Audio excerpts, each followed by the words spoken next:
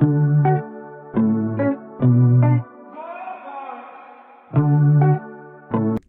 and welcome back to Friday Reads, where we help you find your next read. I'm Jill.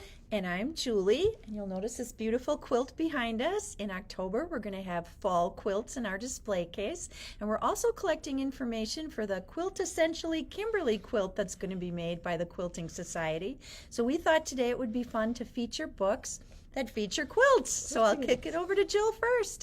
So my first one is going to be a little bit of a surprise.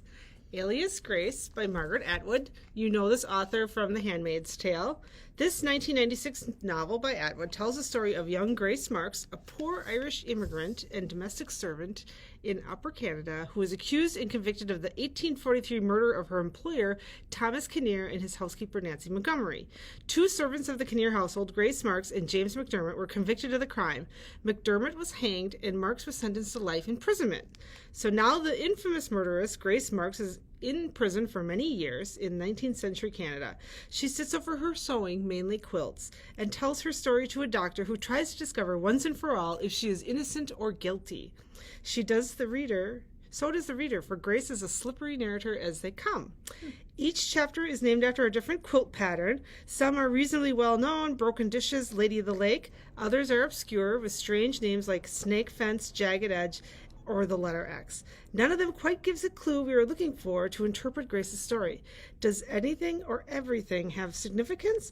At one point, the doctor asks Grace what kind of quilt she would make for herself. She gives a classic unreliable narrator answer, telling us which one, a tree of paradise, then hiding it among a number of other possibilities she suggests to the doctor.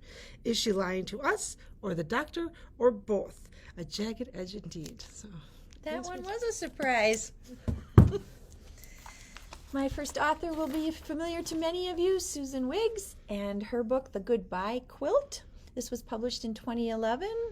Linda Davis's local fabric shop is a place where the women gather to share their creations, quilts commemorating important events in their lives, wedding quilts, baby quilts, memorial quilts, each of those quilts bound tight with dreams, hopes, and yearnings.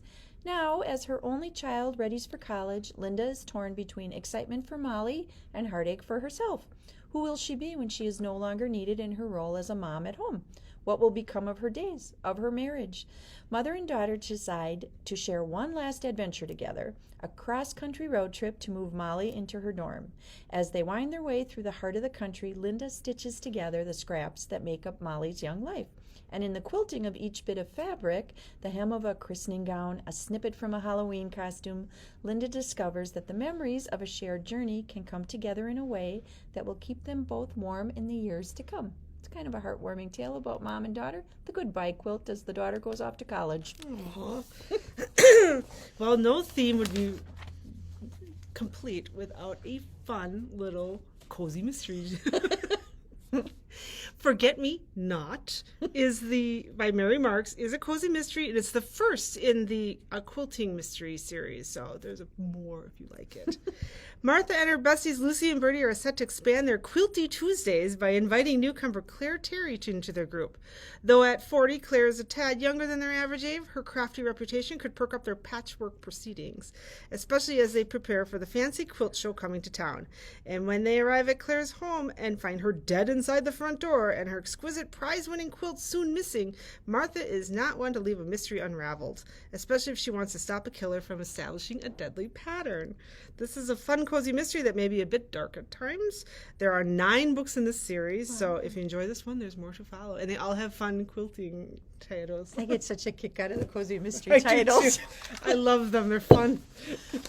And my second pick, I went to nonfiction. Just to let you know, we do have books in the nonfiction collection about quilts and quilting. This is The Practical Guide to Patchwork, New Basics for the Modern Quilter by Elizabeth Hartman.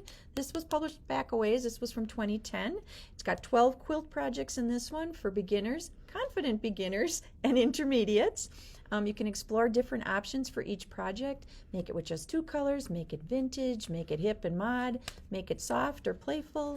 Alternate colorways are included with each project to show you how swapping out fabrics can change the look of each block. Learn how to cut, piece, applique, machine, quilt, bind, and finish your quilt. Pick up helpful tips and tricks to stay organized and master the methods of quilting.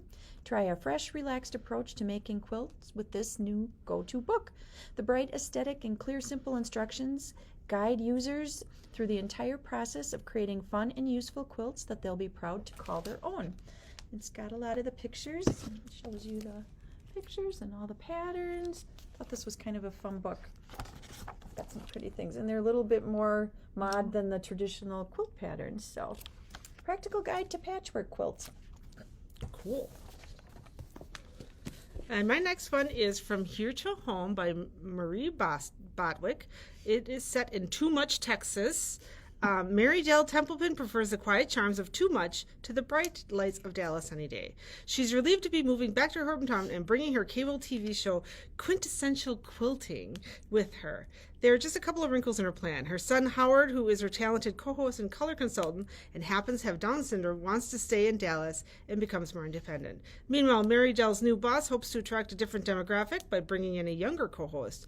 What Holly Silva knows about quilting wouldn't fill a thimble, but she's smart and ambitious. Her career hinges on outshining the formidable Mary Dell in her order to earn her own show. Yet as Holly adapts to small-town living and begins a new romance, and Mary Dell considers rekindling an old one, the two find an unlikely kinship. For, as Mary Dell knows, the women of Too Much have a knack for untangling the knottiest problems when they work together, and sometimes the pattern for happiness is as simple and surprising as it is beautiful. This book would be great for fans of Debbie McComber and Robin Carr. It's kind of a warm, witty novel, and it's about personal growth, so Cute pick. My third pick is The Lover's Knot by Claire O'Donoghue. This was published back in 2008.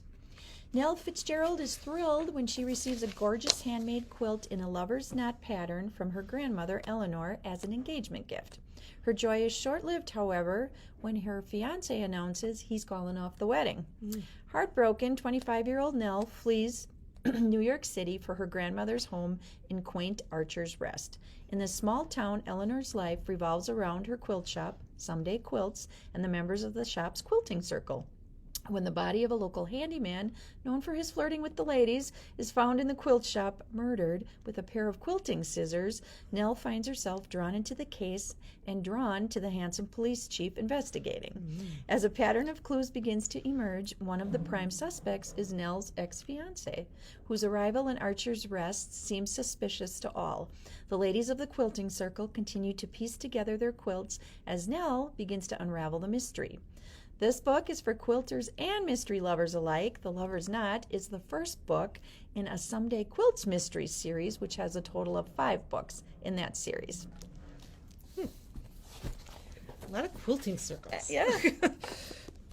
So, I'm surprised there's not a ton of these. I could have probably had 10 Amish stories with quilts in them. This is by Vanetta Chapman, Falling to Pieces. It's the first in the Shipshawana Amish mystery series. In this first of 3-book series, author Vanetta Chapman brings a fresh twist to the popular Amish fiction genre. She blends the familiar components consumers love in Amish books, faith, community, simplicity, family, with an innovative whodunit plot that keeps readers guessing right up until the last stitch in the quilt. When 2 women, one Amish, one English, each with different motives, join forces to organize a successful online quilt auction, neither expects nor wants a friendship. As different as night and day, Deborah and Callie are uneasy partners who simply want to make the best of a temporary situation. But a murder, a surprising prime suspect, a stubborn detective, and a town's reaction throw the 2 women together, and they form an unlikely alliance to solve a mystery and catch a killer. Set in the well-known Amish community of Shipshawana, Falling to Pieces is great for fans of Amish fiction and cozy mysteries. My 4th pick is The Wedding Quilt. You probably recognize this book. This author is very popular with writing quilting books. This is actually the 18th book in the Elm Creek Quilt series. So, this New York Times best-selling author, Jennifer, I think it's Chiavarini, is how you pronounce it. She celebrates one of America's most romantic and enduring traditions.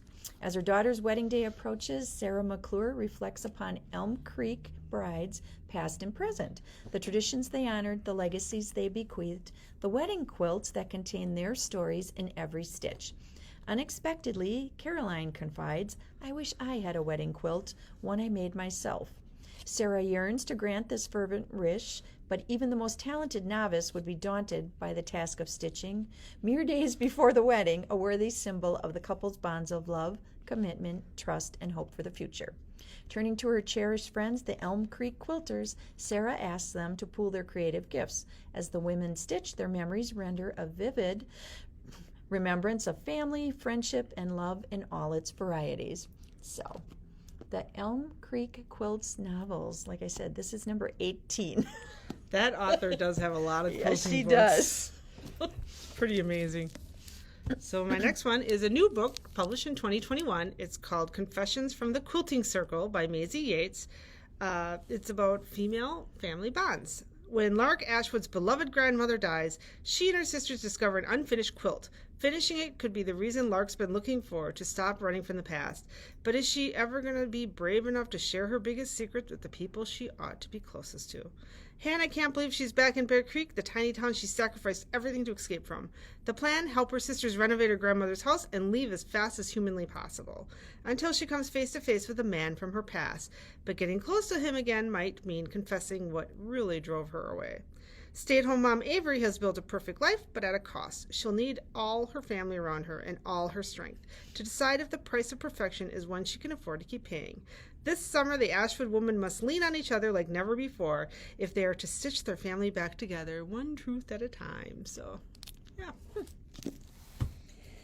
My last one, A Quilt for Christmas by Sandra Dallas, published in 2014. This one's has a historical spin on it. It's 1864, and Eliza Spooner's husband, Will, has joined the Kansas Volunteers to fight the Confederates, leaving her home with her 2 children and in charge of their home and land. Eliza is confident that he will return home, and she helps pass the months making a special quilt to keep him warm during his winter in the Army.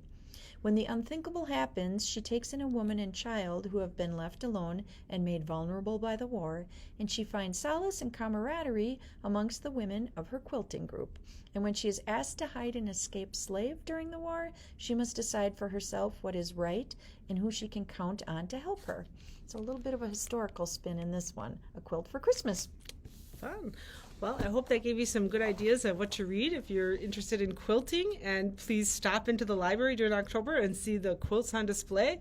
There's more like the one behind us. They will fill our display case. So thank you for watching, everybody. Like or share our video, and always comment. We like to hear from you, hear what you're reading, hear if any of our recommendations have touched you in any way. Thanks for watching. Bye.